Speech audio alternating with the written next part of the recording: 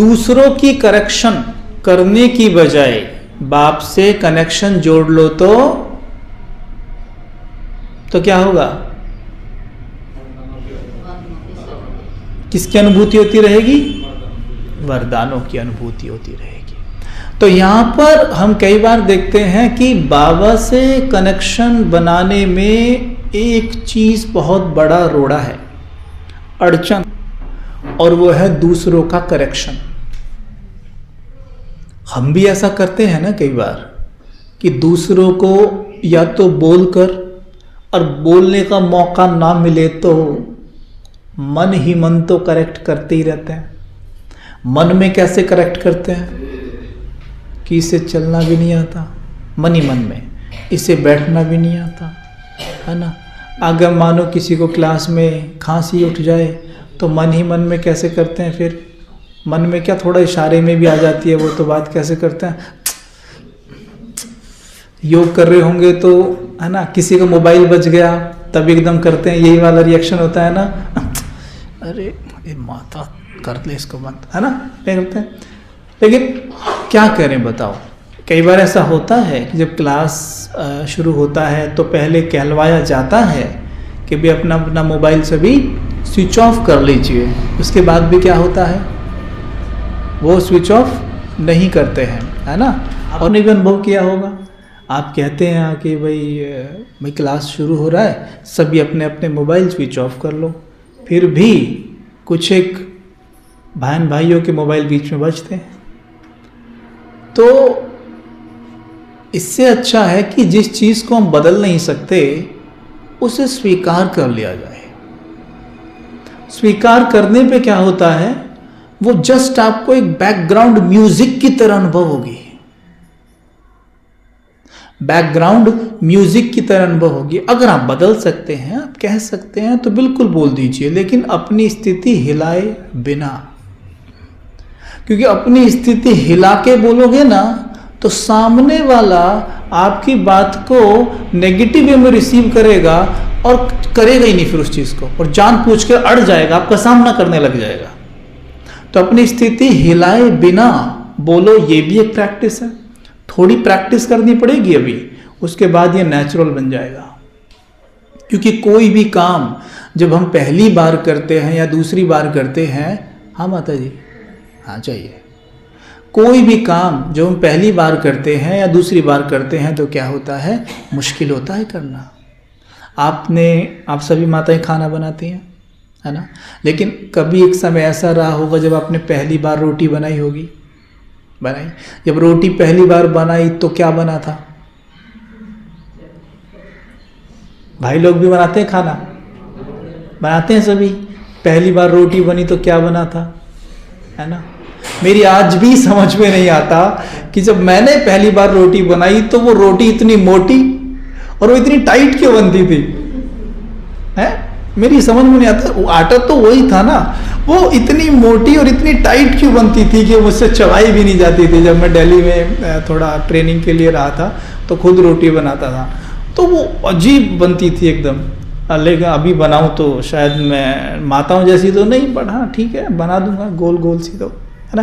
तो कहने का तात्पर्य ये है कि जब हम कोई भी कार्य पहली बार करते हैं ना, वो हमारे अवचेतन तक पहुंचा ही नहीं होता है, वो केवल चेतन लेवल पे रहता है, कॉन्शियस लेवल पे। इसलिए हमें बहुत मेहनत करनी पड़ती है। कॉन्शियस की पावर सबकॉन्शियस के सामने बहुत कम है, बहुत कम है। अब देखो, साइकिल आप चलाना सीखते हैं शुरू में तो क्या करते हैं, एक व्यक्ति पीछे पकड़ के भी रखता है, हम हैंडल पकड़ के रखते हैं, और कैसे करते हैं फिर ये, पकड़ भाई, सीधा सीधा गिर जाऊंगा, है ना, पूरा टाइट रखते हैं, तब भी क्या होता है, गिरने को होता है, गिर भी जाते हैं। और आज चलाते चलाते क्या है, एक हाथ से चलाते हो, है ना, एक हाथ से चलाते हो ना, मोबाइल पे बात भी कर सकते हो, कुछ खा भी सकते हो, और चलाते हो साइकिल। गाड़ी पहली बार कोई नहीं चला पाता सीधी, उसके बाद आज सीधी चलती है। रोटी बिल्कुल गोल बनती है, रोटी बनाते वक्त ध्यान कहीं भी हो आपका, पर गोल ही बनती है ना। तो जो चीज एक बार अवचेतन की गहराई में चली गई, वो अपना काम अपने आप करेगी। जैसे रोटी बनाना सीखने में मेहनत की गई थी, गाड़ी चलाना सीखने में शुरू में मेहनत की गई थी और अब नेचुरल है, वैसे ही ये बातें जो हम कर रहे हैं। साइड सीन्स को देखने का संस्कार डाल लीजिए। कोई आत्मा जो भी कर रही है उसे स्वीकार करने की आदत डालिए, और जब उसे कहें चेंज होने के लिए तो स्वमान में स्थित होकर कहने की आदत डालिए। शुरू में मुश्किल होगा, लेकिन धीरे धीरे ये नेचुरल बन जाएगा, मुश्किल नहीं लगेगा। हाँ, हो सकता है पहली बार जब बोलोगे ना ऐसा करना पड़ेगा, चुप चुप, गुस्सा नहीं करना है, एक्सक्यूज मी भैया ये आप कर लोगे। अंदर अंदर ये हो रहा होगा कि अगर इसने मना किया ना आज तो ये गया, लेकिन फिर भी हमने क्या करना है, अपने आप को स्वमान देना है कि नहीं, मैं एक नया संस्कार बना रहा हूं, मैं नया संस्कार बना रहा हूं। एक बार करेंगे, दूसरी बार करेंगे, तीसरी चौथी में नेचुरल हो जाएगा। फिर आप देखेंगे कि अब नेचुरल हो गया है, नहीं मुझे गुस्सा आता ही नहीं है। ऐसी कोई विधि नहीं है कि एक रात में आप क्रोध जीत बन जाएंगे। और जो ये प्रोग्रामिंग भी करते हैं हम स्वमान की प्रैक्टिस, ये एक माइंड की प्रोग्रामिंग है, क्योंकि हम जब चीजों को विजुअलाइज करते हैं तो हमारे ब्रेन में वही चेंजेस आते हैं, वही न्यूरॉन्स एक्टिव होते हैं जो न्यूरॉन्स उस कार्य को करते हुए भी एक्टिव होते हैं। जैसे वैज्ञानिकों की एक रिसर्च बताती है कि जैसे उन्होंने एक रिसर्च करके देखी बंदरों पर, एक बंदर को केला दिया, बंदर को केला बहुत पसंद होता है, उस बंदर ने केला खाया। जब वो केला खा रहा है तो उसके न्यूरॉन्स को चेक किया, उसके मस्तिष्क को चेक किया तो पाया कि उसके कुछ न्यूरॉन्स एक्टिव हुए। उसके बाद दूसरे बंदर को केला दिया गया खाने के लिए, और इस बंदर को केवल देखने को ले दिया कि तू देख, वो खा रहा है, ये देख रहा है, इसको ऐसे ऐसे कर रहा है, खुश हो रहा है, देख रहा है, केला खा रहा है। तो फिर इसके न्यूरॉन्स को फिर चेक किया गया, इसके वही न्यूरॉन्स एक्टिव हुए थे जब खाते हुए हो रहे थे। इससे क्या सिद्ध होता है कि जब चीजों को विजुअलाइज करते हो तो हमारे ब्रेन और बॉडी में वही चेंजेस होते हैं जो हम उसे प्रैक्टिकल में शरीर का यूज करते हुए कर रहे होते हैं। क्यों? क्योंकि ये है स्थूल कर्मेंद्रियां, मन बुद्धि है सूक्ष्म कर्मेंद्रियां, है तो हमारी ही कर्मेंद्रियां ना। तो जब विजुअलाइज कर रहे हैं तो सूक्ष्म कर्मेंद्रियों का यूज करके कर रहे हैं, और जब उसे कर रहे हैं स्थूल रूप से तो स्थूल कर्मेंद्रियों का यूज करके कर रहे हैं। बाकी कर तो हम ही रहे हैं ना, तो चेंजेस आते हैं। तो जो भी ये चीज है, जैसे किसी को हमने बोलने के लिए कहा, या साइड सीन्स देखने के लिए कहा, या एंगर को कंट्रोल करने के लिए कहा, सिंपल, पहले बैठिए, मेडिटेट करिए, मतलब उसे ब्रेन के अंदर यानी इंटेलेक्ट से विजुअलाइज कर करके माइंड की प्रोग्रामिंग करिए। जैसे एक सीन करके देखिए कि मैं सड़क से जा रहा हूँ, आप रोज सड़क से जाते ही है ना, लेकिन एक सीन बनाइए, सीधे बैठिए जरा, एक सीन बनाते हैं हम, सीधे बैठ के, यहां से मैं निकला और सड़क पे पहुंच गया, सड़क पे पहुंचकर धीरे धीरे घर जा रहा हूं।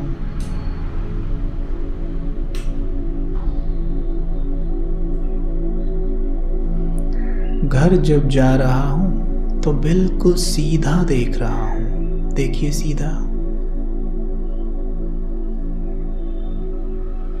अनुभव हो रहा है मस्तक के बीच में एक मणि चमक रही है,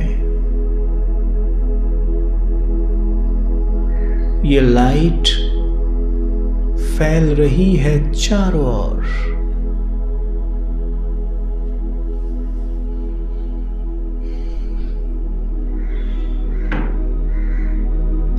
जैसे टॉर्च का प्रकाश सीधा सामने पड़ता है, वैसे मस्तक से प्रकाश सामने पड़ रहा है।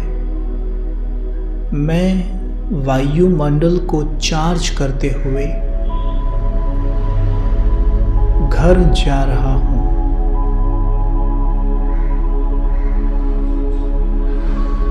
घर पहुंच गए, अपने लौकिक घर में अंदर जाएं,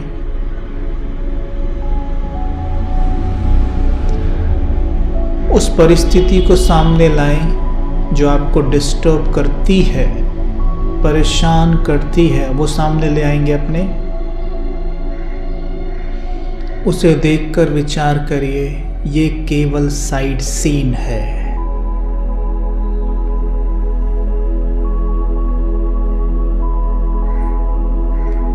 अपने स्वमान में स्थित हों कि मैं मास्टर सर्वशक्तिमान हूं।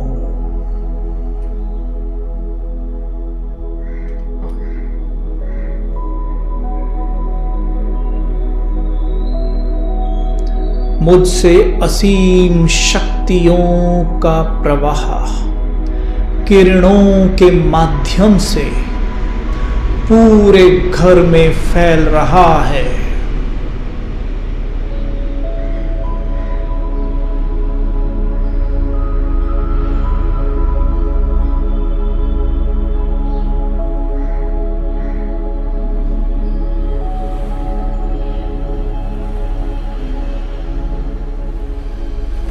घर का वायुमंडल चार्ज हो रहा है।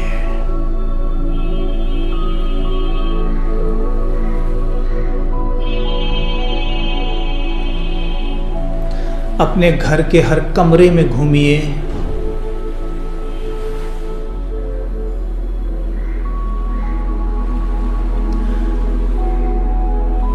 मेरे अंग अंग से लाइट निकल रही है।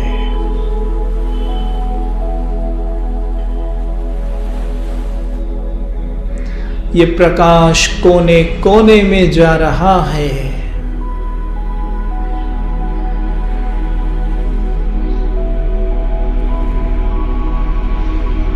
इस घर में जो भी नेगेटिव एनर्जी थी,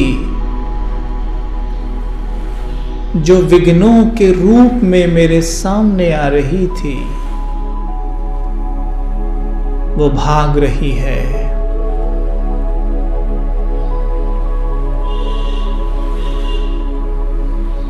इस घर का संपूर्ण शुद्धिकरण हो गया है।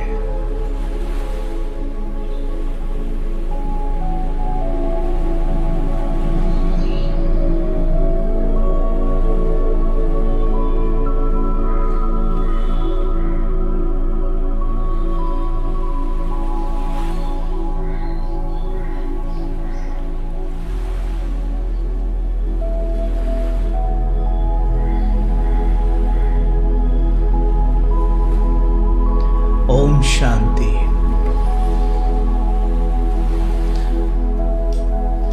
जब भी हम योग अभ्यास करें तो प्रयास करें कि कम से कम इतनी स्थिति हो जाए योग में कि एक नशा सा चढ़ने लगे। जैसे हम योग खत्म करें तो बोलने की इच्छा ना हो या कम हो, कम से कम इतना प्रयास करें। ऐसा करने पर हमारे मस्तिष्क में रीवायरिंग शुरू हो जाती है। रीवायरिंग होना माना नए संस्कार बनना और पुराने भागना। ये बात स्पष्ट हो रही है आपको? कल भी बात की थी और आज भी बाबा ने मुरली में कहा है कि तुम्हें नारायणी नशा चढ़ता है। 7 डेज कोर्स करे तब तो नारायणी नशा चढ़े, ऐसा बोला ना बाबा ने। तो ये नशा क्या है, कल भी जिक्र किया था इस बारे में, और थोड़ा सा अभी इसलिए कर रहा हूँ कि जो नशे की बात की ना, कि थोड़ा तो नशा चढ़ जाए, तो ध्यान रहे जब हम स्वयं को मस्तक के बीच देखकर, शुरुआत हमेशा ऐसे ही करनी है, मस्तक के बीच में देखकर अंदर चले जाइए, बिल्कुल अंदर देखिए। मस्तिष्क के नीचे एक छोटा सा सितारा चमक रहा है, बहुत प्यारा सा, गोल्डन गोल्डन। अंदर देखा उसको, देखकर स्वयमान, बाबा के महावाक्य है, जो बच्चे स्वयमान में होते हैं उनके ऊपर निरंतर ज्ञान सूर्य की किरणें पड़ती रहती हैं। सोचो, बाबा की किरणें निरंतर हमारे ऊपर पड़ रही हैं। तो जैसे ही आप यहाँ अंदर देखेंगे तो होगा क्या, कहा जैसे ही, मैं मास्टर ज्ञान सूर्य हूँ स्वयमान, मैं मास्टर सर्वशक्तिमान हूँ, तो मुझसे शक्तिशाली किरणें निकलकर मेरे ब्रेन में जाने लगेंगी। कल भी बात कही थी कि हमारे ब्रेन में करोड़ों न्यूरॉन्स होते हैं और ये विद्युत तरंग उन न्यूरॉन्स में जाती है। जैसा आपने संकल्प किया है उसी तरह के न्यूरॉन्स आपस में इकट्ठे हो जाएंगे। जैसे मानो एक जंगल में शेर हैं और एक जंगल में गाय हैं। आप अगर घास डालें तो शेर वहाँ नहीं आएगा, है ना? कौन आएगी? गाय आएंगी, इकट्ठी हो जाएंगी। जैसा भोजन वैसे ही प्राणी, जिनका जो भोजन होगा वो इकट्ठे हो जाएंगे वहाँ पे, है ना? ठीक वैसे ही मैंने स्वमान लिया, मैं मास्टर ज्ञान सूर्य हूँ, पवित्र हूँ, तो मेरे उसी प्रकार के न्यूरॉन्स उस भोजन को ग्रहण करने के लिए एकत्रित होने लगेंगे, गुच्छे में इकट्ठे होने लगेंगे और आपस में वायरिंग करने लगेंगे, जुड़ने लगेंगे। इसको कहते हैं मेडिकल भाषा में सर्किट बनना। सर्किट बन जाएगा अगर बार बार ये स्वमान दोहराया जाए कि मैं पवित्रता की मणि हूँ, मैं परम पवित्र आत्मा हूँ, मैं बहुत पवित्र हूँ, मैं पवित्रता का सूर्य हूँ। तो इसी तरह के स्वमान से पवित्रता वाले न्यूरॉन्स आपस में मिलकर एक सर्किट बना देंगे। इसी को कहा जाता है संस्कार बन जाना। पवित्रता का नेचुरल संस्कार बन जाएगा। अपने आप ये आंखें किसी की देह को नहीं देखेंगी, देह मिट्टी की तरह दिखाई देगी। देह के पदार्थ, देह की वस्तुएं, देह का सुख, देह के भोग सब अपने आप ही ऐसे लुप्त हो जाएगा इन आंखों से, पता भी नहीं पड़ेगा। प्रोग्रामिंग अंदर करनी है। ठीक, क्या हुआ फिर? जब हम ऐसे करते जा रहे हैं, आनंद आ रहा है ना, मजा आ रहा है ना, तो ये हल्का हल्का जो नशा है ना, तब हमारे ब्रेन से एंडोकैनोबिनॉइड्स निकलने लगते हैं। कैनोबिनॉइड कल बताया था ना, कैनाबिस से बना है। कैनाबिस कहते हैं अफीम को। तो अफीम से भी नशा चढ़ता है और स्वमान दोहराने से भी नशा चढ़ता है। इसलिए जब योग में होते हैं तो चेहरा कैसा हो जाता है, आवाज बदल जाती है ना। तो एंडोकैनोबिनॉइड्स निकलते हैं, जिसमें सबसे उत्तम है आनंदामाइड। ये ठीक है, आनंदामाइड का काम है, आनंदामाइड का काम है पुराने संस्कारों को हटाना, नयों को बनाना, है ना। वो न्यूरॉन्स जो नेगेटिव हैं, जो कनेक्ट थे आत्मा के इस विद्युत तरंग से, उसे हटा के हम पॉजिटिव न्यूरॉन्स को लाना और उनके सर्किट को बनाना, ये आनंदामाइड का काम है। वो निकलने लगा है। तो जब भी योग करो, लक्ष्य हमेशा रखो कि नशा तो कम से कम चढ़ ही जाए, है ना। तो इसके लिए स्वमान की प्रैक्टिस चलती रहे और बाबा में डूब जाओ। भले थोड़ी देर करो लेकिन डूब जाओ, तो अनुभव होगा जिन संस्कारों के लिए इतने लड़ते हैं बदलने के लिए, अब वो अपने आप ही चुप हो गए हैं, बैठ गए हैं हमसे। ठीक है, ओके। बहुत है आज के लिए इतना। मस्तक के बीच में देखकर बिल्कुल चुप बैठ जाइए, सब भूल जाइए, सब भूल जाइए। मैं आत्मा देह के दिवे में चमकती हुई लौ हूं।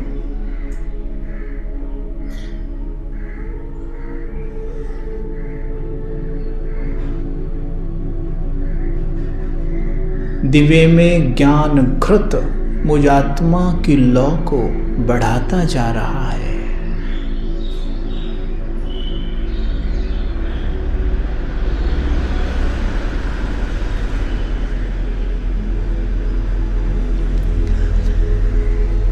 मैं मास्टर ज्ञान सूर्य हूं।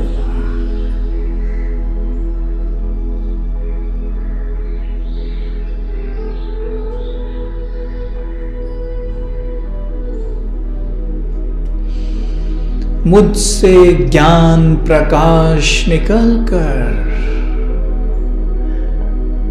मेरे मस्तिष्क में समा रहा है।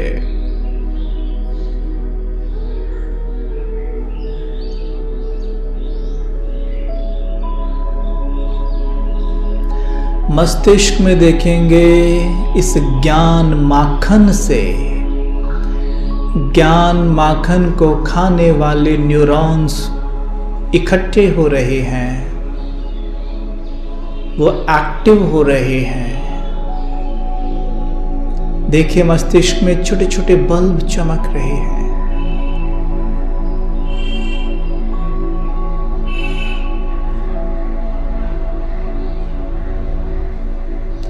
मेरा मस्तिष्क बहुत लाइट और ज्ञान से भरपूर है।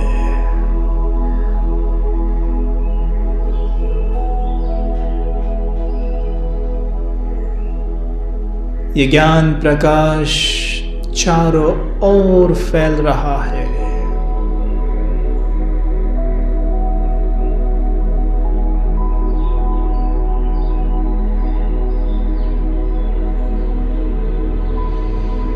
मेरे सर पे गिर रही हैं ज्ञान सूर्य शिव बाबा की किरणें।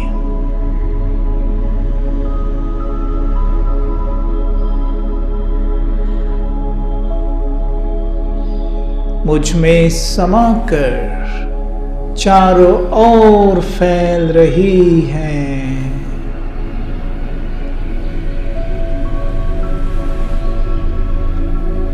बाबा को दिल से शुक्रिया करें।